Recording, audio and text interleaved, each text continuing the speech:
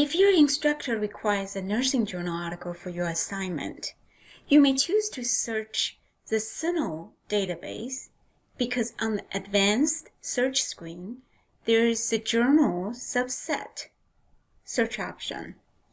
There are two relevant journal subsets in this case. The first is the nursing journal subset.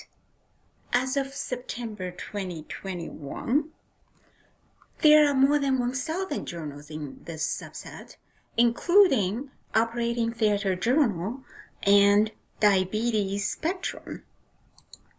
This makes sense because an article published on Diabetes Spectrum may talk about the effectiveness of a new therapy. Even though it may have a medical focus, it's still relevant information for nurses. On the other hand, the core nursing journal subset includes only 119 journals. Articles published in these core nursing journals, such as American Journal of Nursing, are more likely to have a nursing care focus and highlight information from the perspective of a nurse.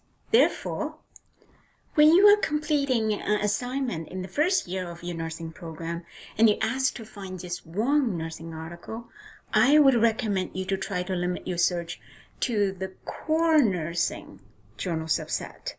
This will save you time.